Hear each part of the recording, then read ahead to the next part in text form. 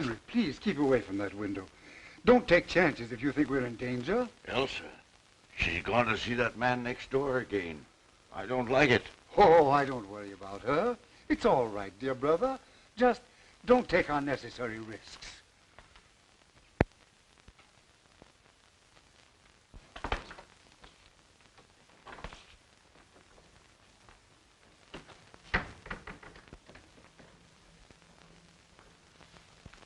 She's gone next door again. I know it. I saw her. Yes, sir. What you'd like to know, that's all. Good afternoon, Miss Murphy. How are you today? Fine, Miss Carson. Thank you for asking. Go right in. Hello, Mr. Bernard. Hello, Elsa. Sit down, please. I must have started something when I introduced you to Landis. Why? What do you mean? Did you come over just to have tea with an old man? Or is someone else coming? I don't know. Of course, if Jim drops in. Oh, him now, is it? Well, Landis is a fine chap, all right, but detectives shouldn't get married. Not until they retire. What do you mean? How about that lady who lives next door to us? Mrs. Tallman? Why, your aunt and I are just old friends. So I've noticed. Say, if you get any more crazy notions about me, you can meet Landis in your uncle's home instead of my garden. If you knew how I've hated my uncle's house, and now it's even worse. I've wanted to talk to you about this, Mr. Bernard. I don't feel that everything's right with my uncle's. Financially? Oh, no, it isn't that. It's just little things I notice. Well, tell me some of the things, Elsa. Well, none of them seems anything by itself. Oh, I suppose it's natural enough for two elderly men not to venture out of the house after dark. Anyone might hate to sit in a lighted room unless the blinds were drawn, and anyone might be nervous of burglars or fly into a rage at the mere mention of peddlers. Well, how long have they seemed nervous? I noticed it about 2 weeks ago. Have you any idea what makes them so nervous? They're rather mysteries in the neighborhood, you know. I've wondered about Deegan.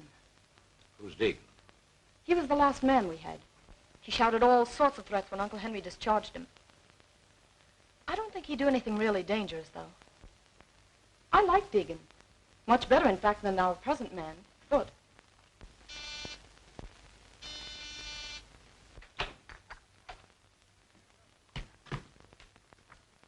Good afternoon, Mr. Bernard.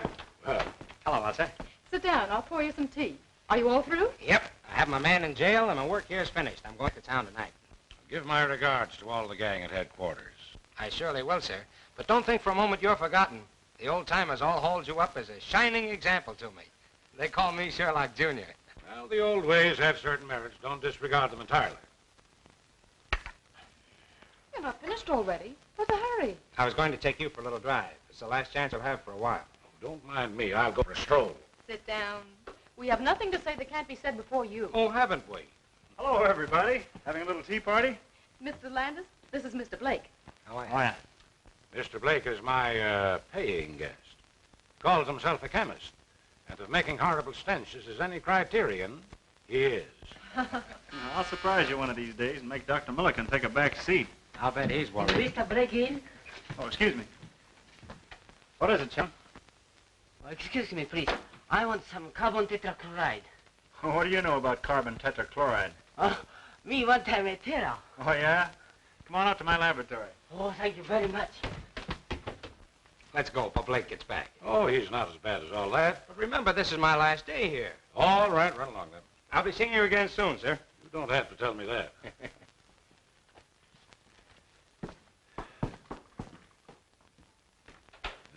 What a glorious thing youth is. Pity it's wasted on the young. I beg your pardon, sir? Oh, nothing, nothing. Aren't you going to let Mr. Blake have some tea? What's the matter, Blake? Oh, nothing. Has Miss Carson gone? That's your hated rival kidnapper. Who is he? Oh, a youngster who got on the detective force through political pull, then upset all predictions by making good. I should think she's better than that. She'll inherit all her uncle's money, won't she? Yes, and the old misers are quite wealthy, too. You said you'd see the way was clear for me, and you haven't kept your bargain. Keep a civil tongue in your head, you pup. You better talk to her, or... Or what? You'll find out. Any more of this double-crossing, and I'll wring that scrawny old neck of yours.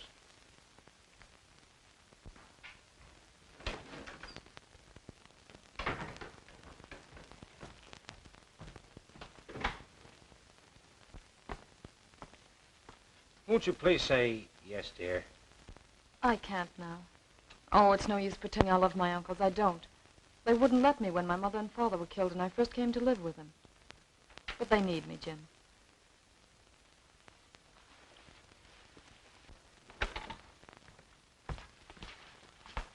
I saw you, you rake. Under my very nose.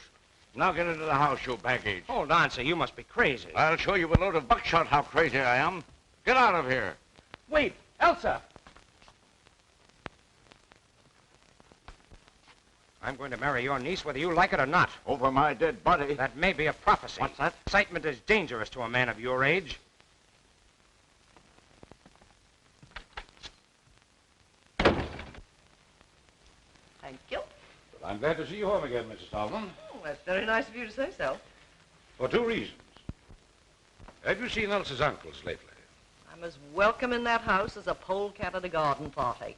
I only moved here to be close to Elsa. Oh, you're not their sister then? Heaven forbid. But Elsa's mother was. They wanted her to marry a scoundrel, but my brother stole her right under their very noses. They've never forgotten it. Yes?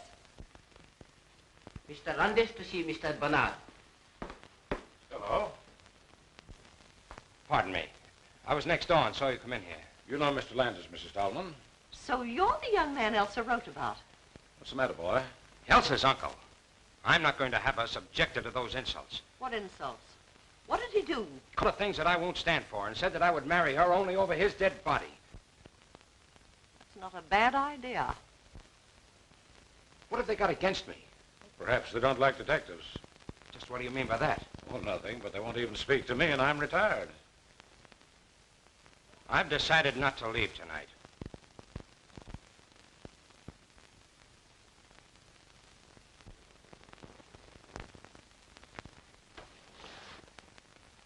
Henry, there's a man sneaking about the garden. What'd you tell me about keeping away from the window? What are you trying to do, make a target of yourself? But whom are you afraid of, Henry? You'll know soon enough if you're not more careful.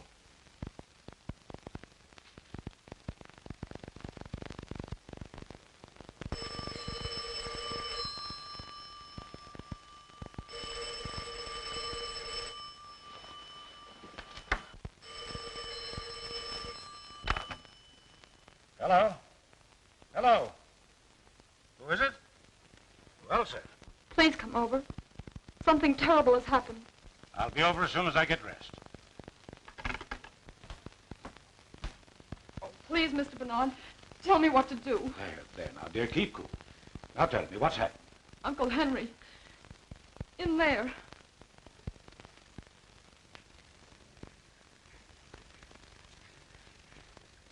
Oh, no, no. I can't go in there again.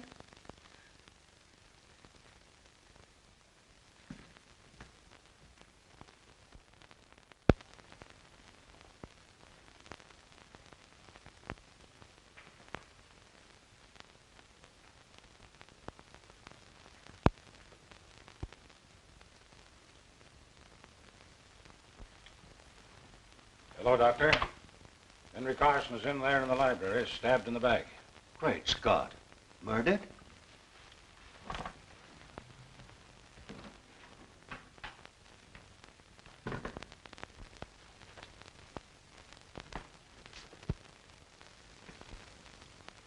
Good. Well, this is the one time I didn't expect to see you, as if you'd stepped out of a bandbox. Did you think I'd be wearing an old flannel nightshirt?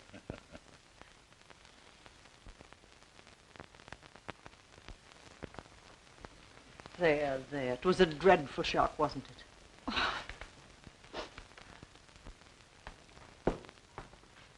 Come in and stay at the door, Jim.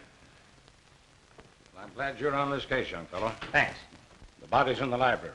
There's Foote who first found it. Tell Mr. Landis all you know, will you, Foote? Unless you'd rather look in the library first. Anything you suggest. I suppose you'll take charge. Oh, no. I'm on the shelf, but I'll help you if you want me to. Thanks. What do you know about it? I woke about 2 o'clock, sir. It was very warm, so I got up and opened the window. I saw the light from the library shining on the lawn, so I came downstairs. I thought Mr. Henry was asleep. I shook him very gently. He wasn't asleep. So I called Miss Elsa. Elsa, were you awake when the butler rapped on your door? Yes. I mean, no, I don't think so. Did you hear anything unusual before he rapped? No, I didn't. I see. And now may I be permitted to suggest that Mrs. Tallman take Miss Carson up to her room? Well, you don't have to. I was going to do it anyway. On your way, young lady. Oh, Uncle Charles, don't come down, please. Why not? What's the matter? We hope to break it to you gently, Charles, but you'll have to know it sooner or later. What is it? Why don't you tell me? It's Uncle Henry. He's dead. Dead? Henry. I knew it. My poor brother. I'll go next.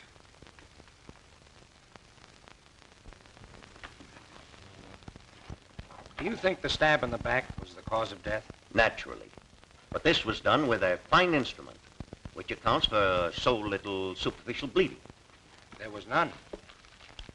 The edges of the cut in his shirt and undershirt were bloodstained. Yet if the instrument reached the heart, there would be blood on it when it was withdrawn. If it reached the heart. Young man, I'm short of sleep. Good night. If it reached the heart.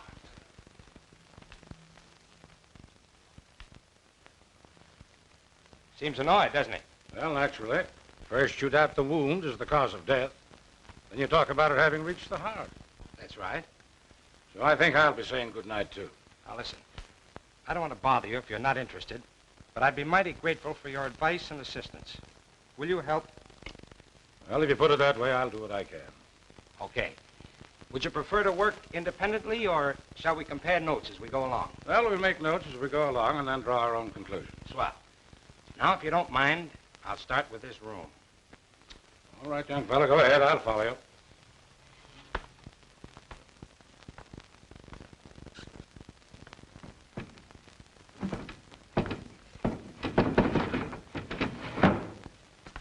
Evidently, the murderer didn't come in by the window. Well, there's no sign of a struggle. Carson was stabbed without warning as he sat at his desk, not moved to that position afterwards. I'm with you on that.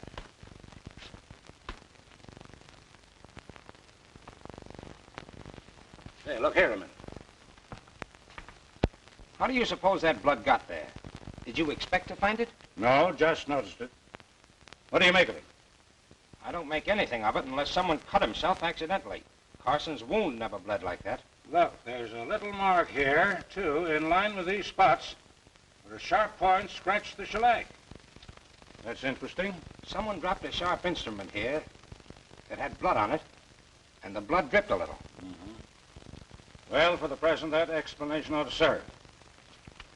But where's the weapon? I haven't seen a sign of any possible weapon, blood-stained or not. What's that on the little table by the sofa?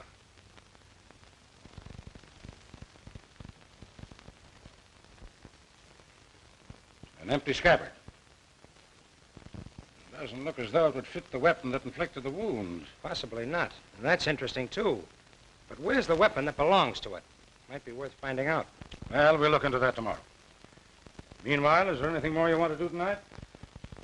I don't want to keep you up, but I'd like to sleep on this with as much information as I can get. You know more about the household, and you were here first. All right, come over to my house, and I'll give you 15 minutes.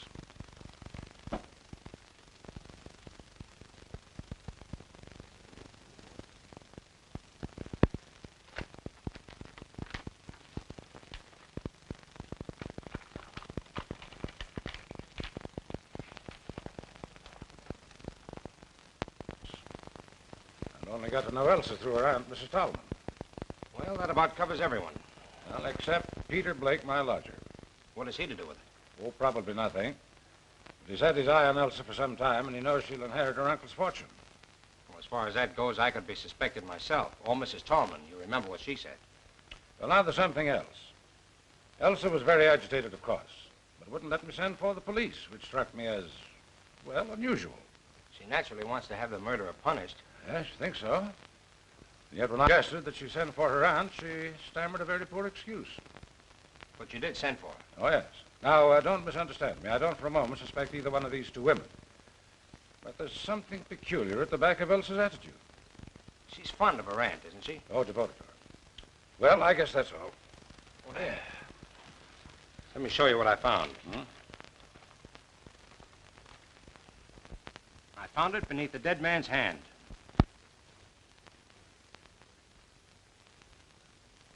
Interesting. What else?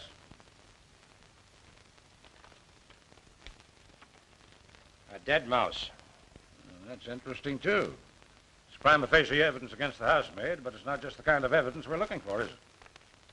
Maybe not. Who knows? Good morning, dear. I wanted a moment with you alone before Bernard arrives. Let's go to the sitting room. I'm afraid I had no washout this morning. I hardly slept all night. I know the shock must have been terrible.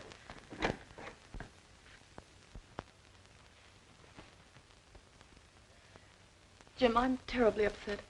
There, don't worry. We found a number of clues. Mr. Bernard. Just wait outside, Foot. Well, good morning, dear. Morning. Any inspirations in the night? No, but I've arranged for the autopsy and had a look over the grounds. I was just going to ask about this man Deegan.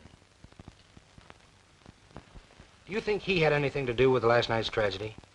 I don't think so. I don't know. Of course not. Elsa, were your uncles still engaged in business? I believe Uncle Henry wasn't away. They seldom went out, but Uncle Henry wrote a good many letters. It was he who handled the details then. I suppose so. But you know nothing of the nature of their business. They never talked much of it. Some real estate investments, I think. You never overheard them mention an enemy? No, I never have. Would it be possible for us to see your Uncle Charles for a moment? Oh, no, you mustn't. Please, don't disturb him now.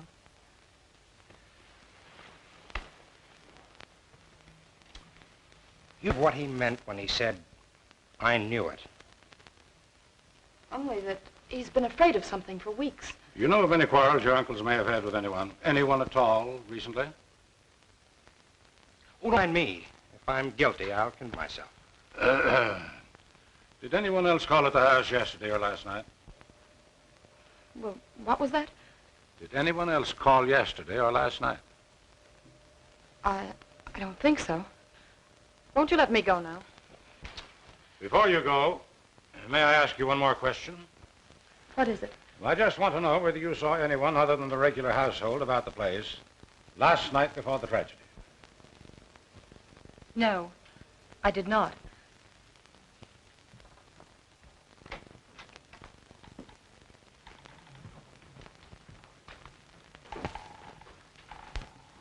Come in, Foot.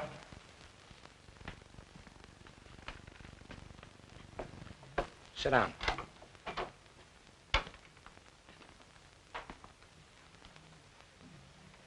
I have a few questions to ask you. This is unlocked, Foot. Did you lock it last night? No, sir. Miss Elsa is in the habit of doing that before she retires. But you locked up the rest of the house. Yes, sir. When I retired, the cook was reading in the kitchen. Mr. Henry was in the library, and Miss Elsa was in her room, I believe. Is there anyone else in the household? The housemaid, Helen Smith. Thanks, that's all. Send the cook in to us. Oh, wait. Did you see or hear anyone last night? Not exactly. What do you mean by that? Nothing, sir. Okay, send the cook in. A little experiment in psychology. Foot knows that we know he's holding something back. You'll have a good alibi. All the better. We'll check it and place him in the case one way or another. Come in. I'm afraid I don't know your name. Miss Dubbin, sir. Now, Miss Dubbin, I want you to tell me what happened last night. Sit down, please. Well, it was after dinner when the dishes was washed up with the help of Helen Smith, who is always neat and helpful with a quiet tongue and tidy ways. Not like that Mr. Foote who thinks he owns the house. Skip that. Go ahead. Mr. Foote had some silver to polish in the pantry, so I settled down to read a book called Passions in the Purple. And, sir, while I don't go much for princes or princesses in a rule, I must say those two was as deserving a pair of young lovers as you could ever hope to find. Exactly. And after you read about them for a while, you went to bed. Yes, sir, but it was quite late. And then I had such a fright. What frightened you? It was nearly midnight when suddenly I looked up from the book page as if some power outside myself had drawn my eyes to the window. And there was a man's face, right up against the glass. I nearly fell off at the chair, because in the book the prince has been captured. Did you recognize the face? No, sir. I was much too scared. Did you warn Mr. Henry? Me warn Mr. Henry? With his terrible temper? No, sir. But I told Mr. Foote this morning. Quite right. We won't detain you any longer. You may go.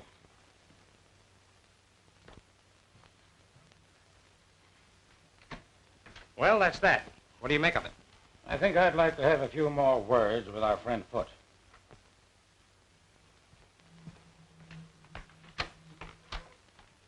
Foote! We find we have a few more questions to ask you. Yes, sir? Have you put down any poison against rats or mice lately? No, sir. I didn't know of any having been put down. Say, by the way, why didn't you tell us about the face at the window last night? Slipped my memories. A few minutes ago, I asked you whether you saw or heard anyone last night, and you answered, not exactly. Well, sir, I told you that I woke up shortly before 2 o'clock. I woke before that, around midnight, I believe. I was awakened by voices. A voice, anyway. Did you recognize the voice? Did you recall any words? No, sir. But I felt sure I'd been awakened by a voice. Did you get up? No, sir. Why did the murdered man fire Deacon? Sure, I don't know, sir. What hold did you have on Henry Carson to make him fire a good man without cause, just to make a place for you? You'll excuse me, sir, but I don't know what you're talking about. Did you ever hear of Foxy Wilder? No, sir. That's all. Send in Miss Smith.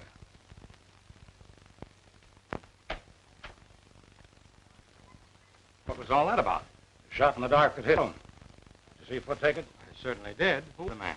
Forger that I haven't seen for 15 years or so. He was arrested twice, but wiggled out of both convictions. We have his fingerprints, though, and I'm practically certain he's the same. The idea that he might have had a hold on Carson out of the past is interesting. Yes, very interesting.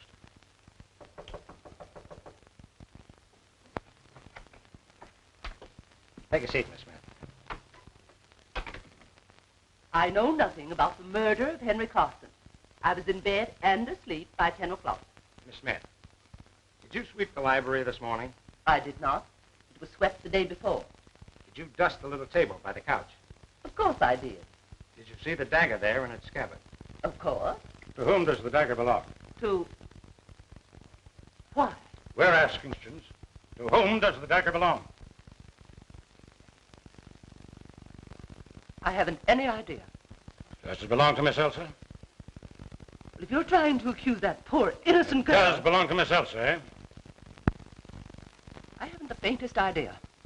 That's all, Miss Smith. You may go.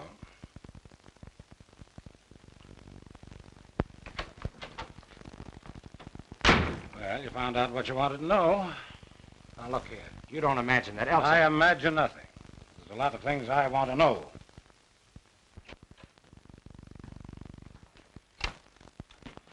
Hello, what's up? Who? Henry Carson. He was a friend of yours, I believe. Well, I just knew him, sir. What are you, doing here, Mr. Blake? Oh, just experimenting. You have a lot of poison gas, I see. Why, yes. Oh, no, not exactly. But say, Mr. Landis, I wouldn't think of killing old Carson. Oh, of course not. We'll be ready in a few minutes. Why, I'm out to lunch. I have an engagement. Going far?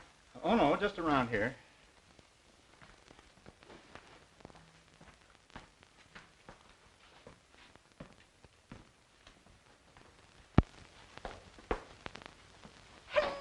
Well, you've just missed lunch. What's the bag for? Uncle Charles insisted I come to stay with you. Well, wonders never cease. Well, you're welcome, my dear. Take any room you like upstairs and make yourself at home. Are you acting as convoys? Oh, no, we just met outside. Landis wanted to call on you, so I came to take care of him. Well, a lot of help you'd be. Step into the drawing room. Chong, take Miss Elsa's bag upstairs. We'll just see what they want. Sit down.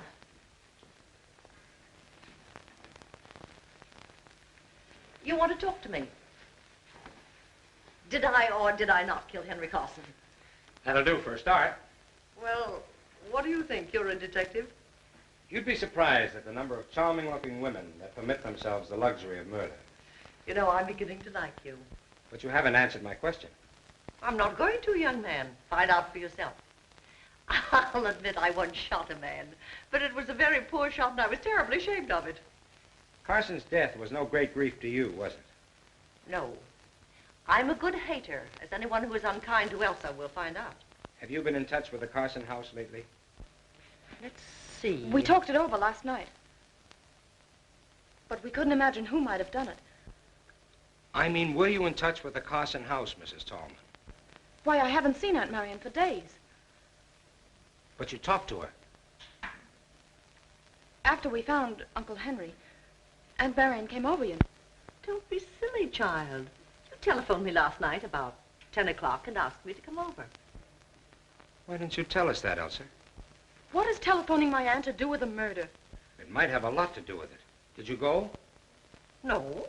I knew that a row with her uncle would just make matters worse for her. Was it because of the incident between your Uncle Henry and me? Yes, he was much worse after you left. Now, you mustn't let our visit upset either of you. Oh, certainly not. But on the other hand, Mrs. Tallman, I must ask you not to attempt to leave town. I have no intentions of leaving town. You'll find it very hard to arrest me while Chong is still with me. Good afternoon, gentlemen.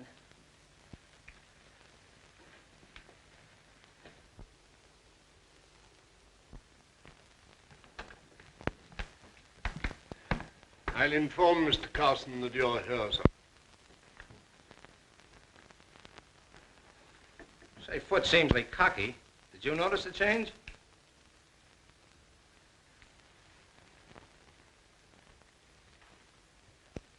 What's the matter? Never going to speak to me again? Look here, young fella. What is the idea of that last crack to Miss Tallman? Too bad if it turns out to be her. You go chase yourself. Well, gentlemen, here I am. Be seated, gentlemen, please.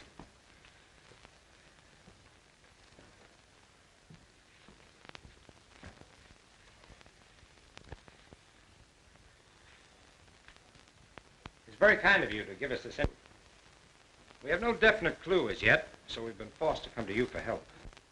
I'm afraid there's little help that I can afford you. You see, my brother was a good man, but he had a violent temper, which made him many enemies. Cause for your nervousness of late.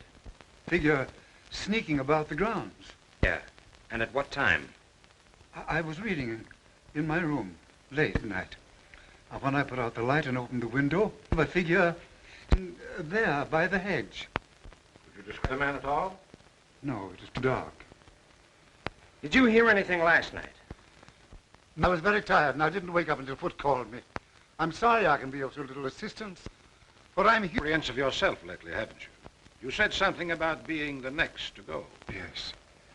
I regretted those words the moment I had spoken them. I had wished to frighten Elsa more than she'd been frightened already by the tragic fate of her brother. Mr. Carson, what do you know about Foot, your butler? Why, almost nothing. My brother hired him, I think, because of a letter that he wrote asking for a position. Foot is a friend out of the past. Yes, I suppose so, Mr. Bernard. I felt that sometimes he presumed upon it a little. Mr. Carson, I have one more question to ask. We found no trace of the weapon yet. Searched the house, Of course, gentlemen. Search wherever you will.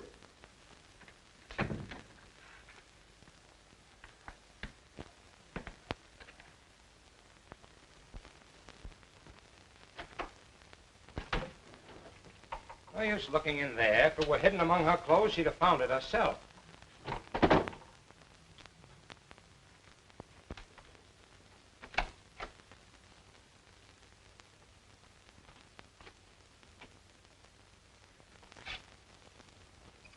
Curious? Look at it. What about it? Why, look at it. Elsa never wore a dress like that in her life. Well, maybe it belonged to her mother. Take a good look, will you, Landis? This dress has been worn recently. And look, the bottom of the skirt is muddy. The mud isn't quite dry, see? See, you're right. There's another odd thing. Look at that cut. Singed. Quite recent, too. Elsa must have been doing some cooking. Yes, and put her whole arm in the stove. Look at the length of that skirt. And another thing, it's too big for her. Looks more like a dress Mrs. Tallman might wear. I believe it'd fit her. I'm going to have a look at that stove. Meet you downstairs.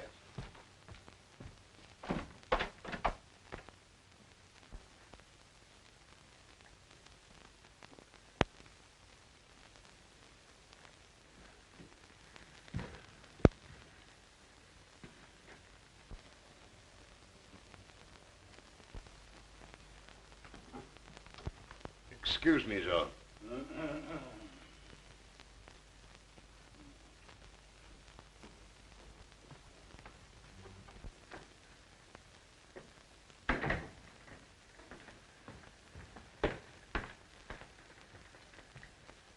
I thought Foot was here.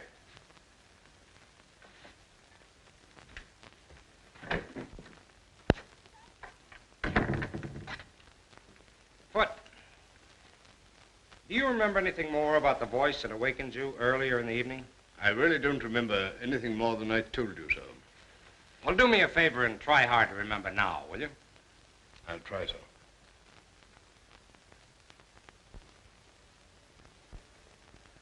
It's no good, sir. I really can't remember, and I don't want to lie about it. All right, keep on trying. I'll do that with pleasure, sir.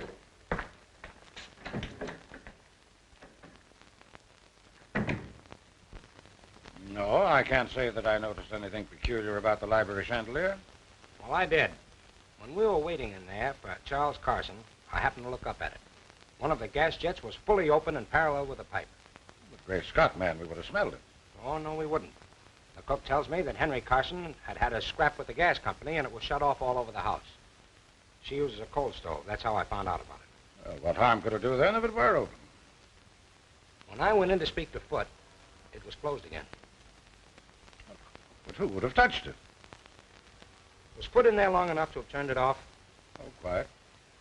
What on earth has that got to do with the case? You don't see the connection? No, frankly, I don't. Well, possibly not.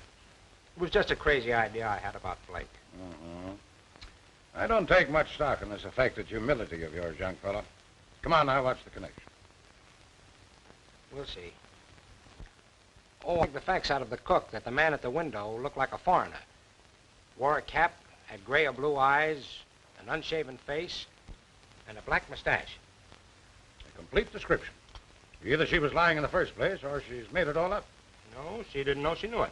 And we'll have no difficulty in finding it. Want me to do it? I'd be glad if you would. And now, before I leave, I think I'll pay Mr. Blake another little visit.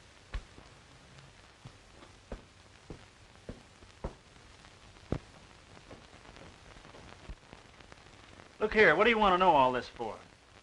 You prefer not to answer? No, I don't mind. I was only joking. The fact is, I'm working on a new infallible gas disinfectant for rooms where people have had contagious diseases. You have a number of gas containers here. What are they? Why, there's natural gas, there's And in those carboys? ether, ammonia, and chloroform. Is this the company that supplies you, Bard Chemical Company? Yes? Anyone come in here? Well, there was Chong, you know. But wait, that fellow Foot from over at Carson's was in here one day. What did he want? Oh, I'd promised Elsa a good cleaning fluid for her gloves, and she sent Foot over for it. That was 3 days ago. What time did you go to bed last night? Oh, about 20 minutes after 11, I think. You didn't go out? No, of course not. You're lying, you know. What makes you think so? What time did you go out? Oh, about 10:30, I guess. No harm in going out for a breath of air. Where'd you go? Look here, you haven't any right to come here trying to third-degree me. You don't care to answer? No, I don't. Very well. Well, wait a minute. What are you going to do about it? Nothing for the moment. But when you get ready to tell me what you were doing on the night of the murder, let me know.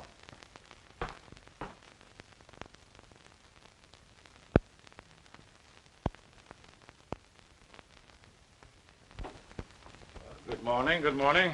You're an early bird. Or haven't you been to bed? You realize this is the third day now and we're just about where we started? Oh, I wouldn't say that. Well, I'm anxious to hear what you found out yesterday. Good. Sit down, then. Oh, by the way, I checked on Deegan. The people who employ him were giving a party that night, and he was on duty until 4 in the morning. So that eliminates him. Well, I had better luck. I expect to produce the face at the window today. How? Through Briggs, the man Henry Carson was writing to. He's their real estate agent, and none too honest, I fear. I found out through Briggs that the Carsons own a number of tenements that he bought for them under an assumed name. He also admitted that there have been a number of fires in those buildings lately. Obviously sapphire bug. Were the buildings heavily insured? Yes, but that doesn't seem to be the angle. In fact, Henry Carson told Briggs to take steps to stop the fires. Briggs engaged a private detective, but the fires didn't stop. There was an attempt at firing one of the buildings on the very night Carson was murdered. What time? A little before midnight. Well, then the same man couldn't have killed Henry Carson. Yes, he'd have had time, only it wasn't a man. A woman? The private detective described her as being tall, dress of some dark material, small hat and a veil.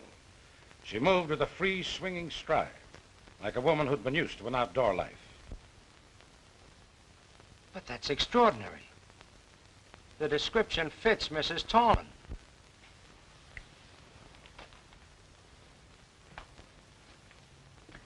I knew you'd say that. I asked Charles Carson if he had any clue to the firebug. He's got someone in the back of his mind, but he wouldn't say. Though he hinted that the firebug and the murderer might be the same person. You think Mrs. Tallman couldn't have done it? That dress in Elsa's room. Well? If she had just escaped arrest and thought somebody was following her, and instead of making for her own home, she made for the Carsons. Henry Carson admitted her and swore at her for disturbing him. His voice, or hers, woke Foot. In the heat of the moment, she picked up the dagger, stabbed Carson, then hurried to the hall. Now let's say that by that time, Elsa had come out into the upper hall, and so Mrs. Tallman pulled herself together, went upstairs to the girl, and borrowed another dress to go home in, leaving hers with the cinched cuff. So you figured that you put two and two together, eh? His attitude? Yes, but it wouldn't explain the face at the kitchen window, which is an exact description of one of Carson's out tenants, a man who lost his wife and child in one of the fires. Let's go see Foot. Good morning, Doctor. Yes, and I was here very late last night. Carson's in pretty bad shape. Now, what's the matter with those servants? I've rung 3 times. Oh, good morning. Takes you a long time to answer that bell. It isn't my job to open the door. It's Foot's. Will you send Foot to us, please, Miss Smith? Yes, sir. Will you wait in the library?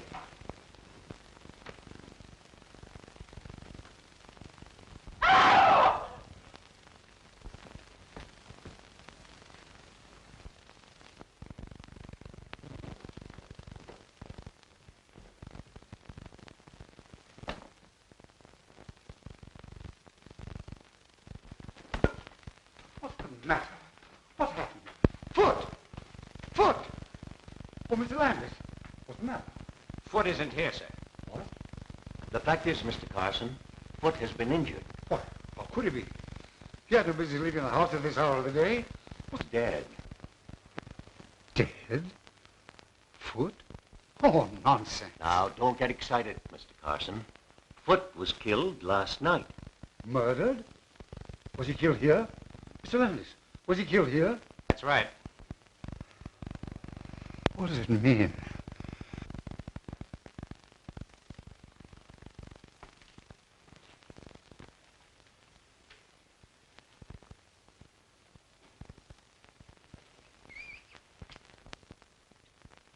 Here, Landis. What do you make of this? Looks as if some very muddy article was dragged across the sill. You see that out there? Yes. Flower bed is covered with footprints that have been carefully trodden out.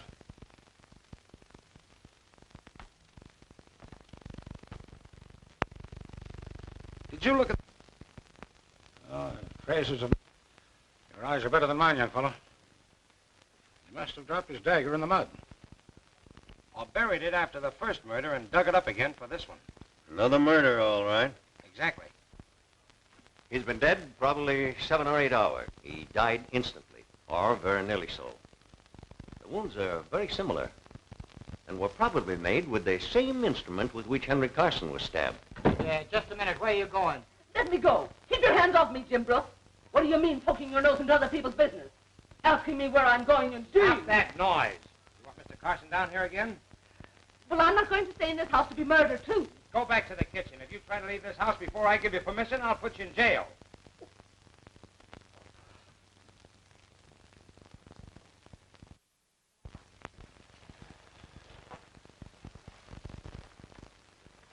Helen Smith is gone, and there's only the cook, so I had to come back. Yes, dear, we let her go home. I've questioned both those, and they can't throw any light on the case. Now, I want you to trust me, Elsa. I do trust you, Mr. Bernard. Then I want you to tell me how you knew that your aunt came here at a late hour the night your uncle died. I can't. You'll tell Jim, and he already suspects Aunt Marion. She told me so. Now, my dear, you've asked me to help you, but you won't help me. I want to prove a record is clear, but I can't do it unless I know everything. I suppose I ought to trust you. I know you wouldn't say that, just find out. No, I wouldn't. All right. I got up to get a drink of water, and I heard the library door close and looked downstairs. What time is that? A little after 1 in the morning. What did you see? It seemed so treacherous. I saw my aunt. Was there a light down? Just a dim nightlight. But I called out, Aunt Marion. Yes, what did she say? She didn't say anything. She put her fingers to her lips. Then she waved me a kiss and hurried out the front door. What sort of clothes was she wearing? Something dark. A dark brown or green dress and a small hat. Could you see her face? Not clearly. There was very little light, and her face was in shadow. Well, could it have been the figure of the housemaid? I suppose it might. Oh, no, it couldn't. Aunt Marion waved a kiss to me. Helen would never do that. Could it have been the cook? No. Oh, Mr. Bernard, do you suppose it wasn't my aunt after all? Well, she didn't speak. And one might have the presence of mind when you called out Aunt Marion to play the part of your aunt. I hope you're right. I couldn't believe Aunt Marion would do anything so horrible. Oh, neither could I. But in the meantime, don't say anything about it to anyone, especially Mrs. Tallman. And don't worry. You are a comfort and a darling. I want you to promise me that you won't arrest Mrs. Tallman for 2 or 3 days. I'll call it a hunch if you like. All right, sir. I'll take a chance on your judgment. What are we doing here? I'm going to have another look at that dress.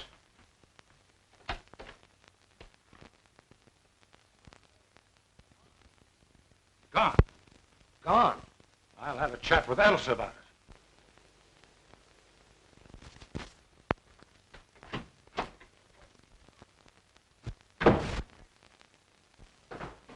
Here's your man, sir.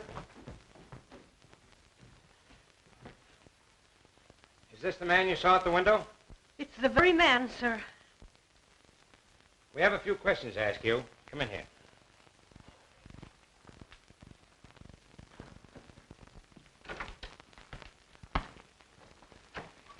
Sit down.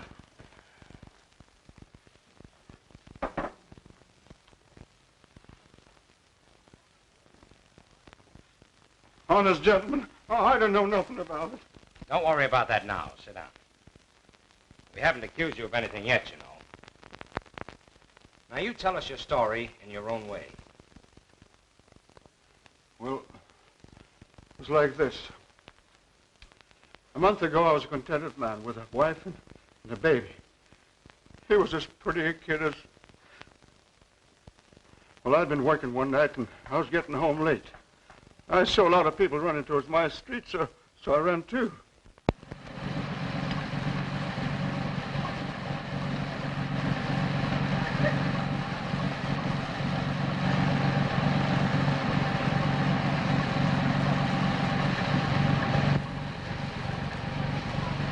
Get back there.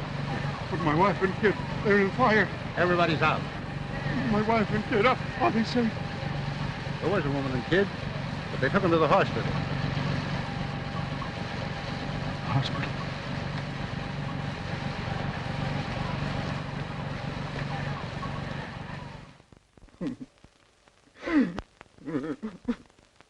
Excuse me, gentlemen. I ain't been the same since that night. Well, I rushed over to the hospital, and there was Alice and little Bill lying in a bed together with a sheet pulled over their faces. So you set out to find the owner of the building? That's it, sir. All I was asking was the price of a tombstone, like Alice had wanted, that's all. But Briggs, he wouldn't tell me. So a friend of mine in the fire department, he made him spill the names of the owners and their address. So you came out here? That's right, sir. But I couldn't get here till late because I got mixed up finding the place. Must have been about 11:30 by the time I got here. What did you do after you got to the house? Well, I looked in the back window. There was a woman there sitting and reading. Well, she let out a yell, so I ducked. You mean you went home? No, sir. I wanted my rights. I came round this window here, but all of a sudden the lights upstairs went out. So I ducked, scared somebody might look down and see me. That's just what happened. You were seen. Now come clean. So help me, I'm telling the truth. Well, after a while, I crept back and looked under the shade. At this desk here, there was an old man looking over some papers. Did you rap on the window? Not me, sir. I wasn't looking for trouble. I just walked along the house to see what kind of a car they had, to see if they was rich. The garage was empty, so I went home. Is that all? I guess that's all. But I didn't murder the old man. You better tell us everything, Bell. Oh, what's the use? You wouldn't believe me. Why don't you try? Well, it was like this, sir. The garage was all dark inside, but I carry a torch, and just as I took it out, something hissed at me from the back of the garage. Hissed at you? Yes, sir, I'll swear to it. It scared me so bad that I ducked again. Then how did you know there was no car there? Well, after a while, I came back and I flashed on the torch, and that time I saw it. Well, what was it? I said you wouldn't believe me, but I'll take my oath it was a snake, wiggling away toward the back. You're sure it wasn't a long red herring? I'll take my oath it was a snake. So you went home? Yes, sir. I went straight home as fast as I could. You were never near this place more? Well, I never found out the address till the day before. How could I come? You came again? I never did, sir. I never came near that place again. You came here last night, crept in, stabbed another man at that desk, just as you stabbed Henry Carson. I didn't, sir. I didn't. I swear I didn't. Where were you last night after midnight? I was in a picture show. Anybody with you to prove it? No, sir. I went alone. I'm going to send this fellow home now, but don't lose track of him for a few days. All right, Bell. You can go home now. Oh, home? And I'm going to see what I can do about raising the price of that tombstone. Thank you. Thank you, sir. Well, what do you make of it? Well, that was a shot in the dark that didn't strike home. But let's see else about that dress. I'm convinced that that dress was worn by the woman she mistook for her aunt. Do you really think it possible that it was Helen Smith or the cook? I didn't take the Helen Smith. She showed a vicious temper and was quite callous at leaving Elsa alone. And for a good cook, Miss Devon strikes me as being unconvincingly brainless. She told the truth about the man at the window. Yes. And she was the only person in the household that was up late the night that Henry Carson met his death. And so far as we know, she was alone downstairs with Foote last night when he died.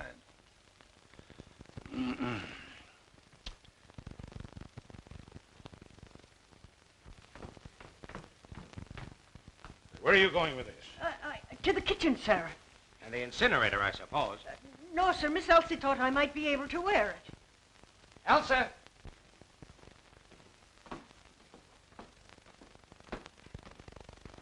Did you give this dress to the cook? Why, yes. I found it at the bottom of Foot's trunk. Foot? Well, Foot must have planted that dress in here. And it would be the logical place for him to hide anything else while Elsa was away.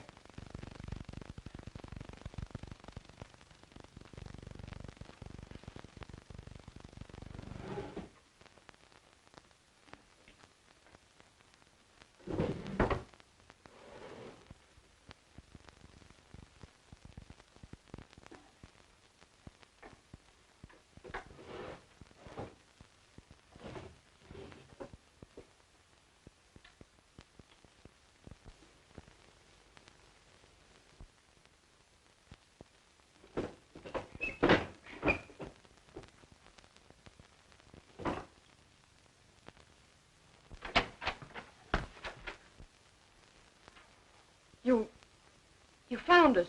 Yes, Elsa, where you hid it. Oh, I know I shouldn't have done it, but it lay there. Where? It lay on the floor of the library. Foot hadn't seen it, so I sent him for water. Then I ran upstairs and threw it in my wardrobe. That's why you called Mr. Bernard from upstairs, but why did you hide the dagger, Elsa? Oh, don't you understand? I thought I had seen Aunt Marion leaving the library. When I saw that dagger covered with blood... Then you washed it and later hid it in the drawer. You did a very foolish and dangerous thing. Oh, it wasn't as bad as all that, dear. There are other clues, you know. I'm sorry. But I'm not frightened anymore. The gentleman from the chemical company wants to see you, Mr. Landis. Oh, thank you. Will you come too? Excuse us, dear.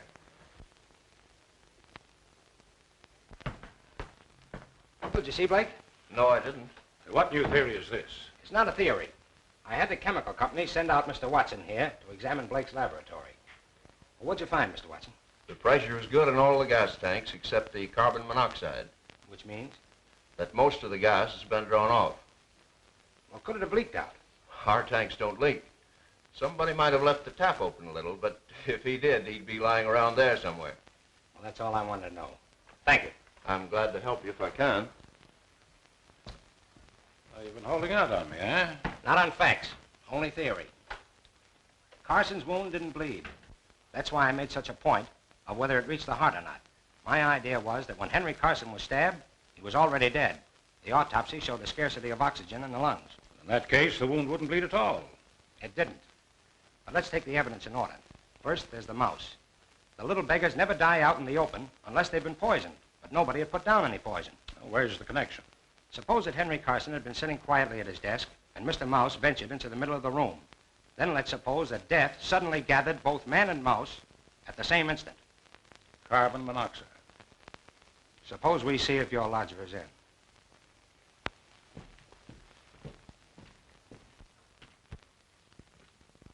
Well, it looks like he skipped. I'll broadcast his description. We'll soon pick him up. Say, Landis, how do you figure the gas got in the library? From the gas jet in the chandelier. Blake tapped the pipe and let in the carbon monoxide from the tank. Sounds interesting, but I'm inclined to think it's all moonshine and coincidence. Now, how would that hook up with the stabbing of Henry Carson and the stabbing of Foot and the dagger and the disappearing dress and the woman in the hallway? Were they all in the plot together? We're not even sure that Foot and Carson were stabbed with the same dagger. We're sure they weren't. Elsa hid it long before Foot was murdered. Oh, quite so. But that doesn't prove that both men were not stabbed with one and the same dagger. For the love of Mike, man, you don't suspect Elsa. I don't think Henry Carson was stabbed with the dagger at all. It was planted there. On the evidence of Elsa, the dagger was covered with blood. It dripped on the floor. And yet the wound did not bleed. Whatever blood was on the weapon came off on the clothes when it was withdrawn. That's right. Well, then we can eliminate at once both Arthur Bell and Peter Blake. For neither of them had the intelligence to conceive such well-planned crimes. Well, I'm not eliminating Blake, and I'm not eliminating Mrs. Tallman. All right. But there's an experiment I'd like to try. What is your experiment? Well, it's quite simple. All I ask is that you place yourself at my disposal tonight and possibly tomorrow night. Okay. you still have a man watching Mrs. Tallman, I want you to call him off. And let me convey to Mrs. Tallman in a roundabout way that you've done so. You agree? I do.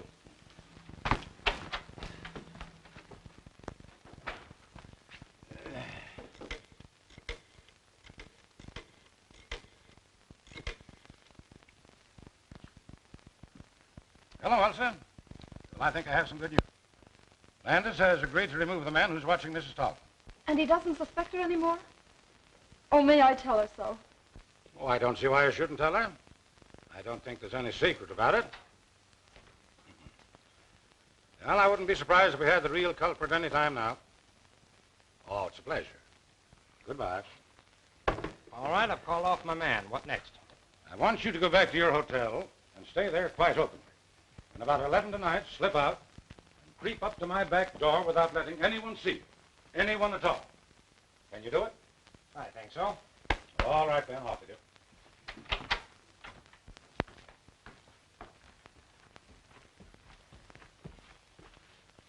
I'm going to undress. You wait here until I come out again.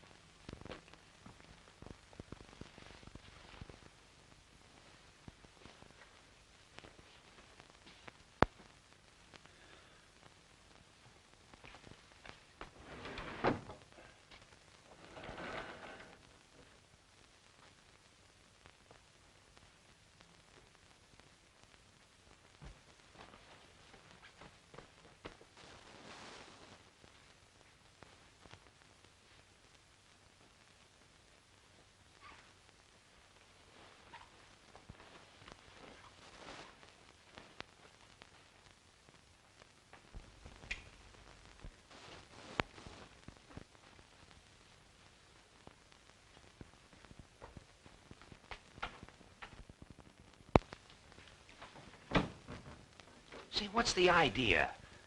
That's the experiment. Don't talk, not a sound.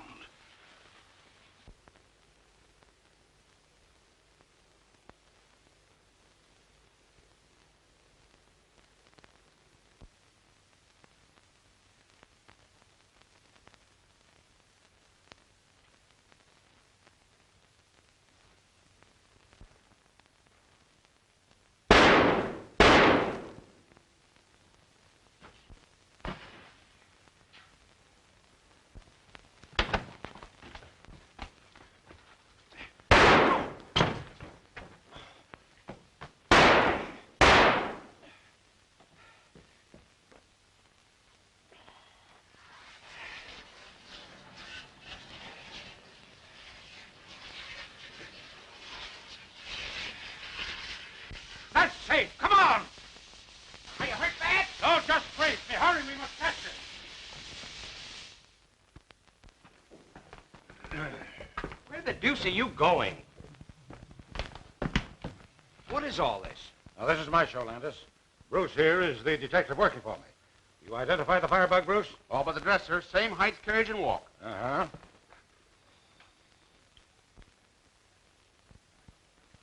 Mr. Landis, I know that I've done wrong. Would you tell me, please, if I'm to be incarcerated tonight or permitted to sleep here? What do you think we're going to charge you with? Well, dressing as a woman, I know it's illegal, but I wanted to find the murderer of my brother. We're saving you the trouble. We're charging you with the murder of your brother and the murder afoot, setting fire to your tenements, and the consequent death of Martha Bell's wife and child. Ridiculous. You know that I was in my room, and at what hour I put out my lights. Yes, I found the clockwork arrangement that put out your lights. Now I'm going to find the dagger with which you stabbed your victims. That was a smart idea of yours, planting the dagger smeared with your own blood. You see, I saw the first morning that you had adhesive tape on one of your fingers. Lies, lies, Mr. Landis. How long is this farce to continue? Until you confess. Come on, Landis. Let's find that dagger. I think I know where to look. One moment, gentlemen, please. I admit I'm the firebug. Unfortunately, I'm the miserable victim of a pathological mania. But I know nothing about the murder of my brother or afoot. That woman next door did it. You murdered them both. You fired your buildings for the insurance. Then you came home that night and found your brother as you thought asleep. With him out of the way, you would possess his fortune as well as your own. You saw the letter he was writing to Briggs, and you stabbed him to put an end to him and his interference. You're mad. But Elsa Scry awakened foot who came down and found you and Tallman in the tire. He proceeded to blackmail you. You lured him into the library where you stabbed him as you did your brother. Pray, tell me, where is the weapon with which you imagine I killed my poor brother and Foot? It isn't in the house, so it must be somewhere in your course between the front door and the side door where you re-entered the house. Come on, Landis. We'll look the ground over again. Right. Oh, you've got your flashlight? Yes, well, we'll take Carson along.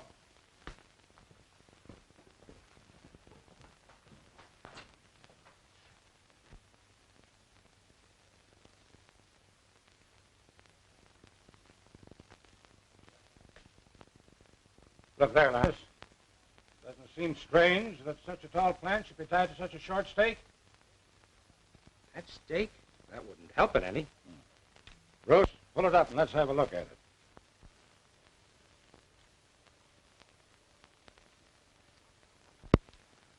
That accounts for the mud on Foot's back.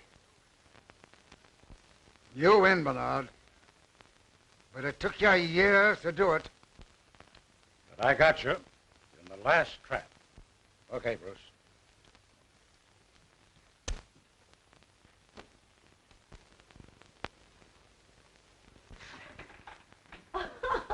Cleared at last, and you're foiled again, Jack Dalton. I'm sorry, Mrs. Tallman. Oh, forget it. I suppose you want to talk to the mastermind. Yes, but I wondered... Oh, I know what you're wondering. I'll just see if she's presentable. She's had quite a shock, you know. Yes, she must have had. You'll find Sherlock in there. Thank you. Good morning. Oh, good morning. Oh, don't get up. See, now that it's all over, do you mind telling me how you happen to suspect Carson? Not at all. You took it for granted that Carson wouldn't murder his own brother, and you never looked his way. I didn't and did. That's all. Well, that's not all by a long shot. But I believe congratulations are in order. Oh. But don't forget, you must congratulate me, too. For what? Because I've got the man who really killed Carson. Blake? Yes, again. So what is this, a game? Where is the real murderer? I have him by the hand. Are you trying to kid me? I'm not kidding. You killed Henry Carson. I never could figure why Foot should turn back that gas jet in the library. It didn't make sense. But you were there, too. It was easy for you to enter the library while I was talking to the cook. Go ahead. Carson's last words when he was caught implied that you had known each other before, but you were certainly not old friends. So you must have been enemies. You on the side of the law, he against it. So far, you're right. But not once could I get evidence to justify an arrest. Now, what else, young fellow? There was Arthur Bell and the hiss of the snake. I took another look at the Carson garage this afternoon.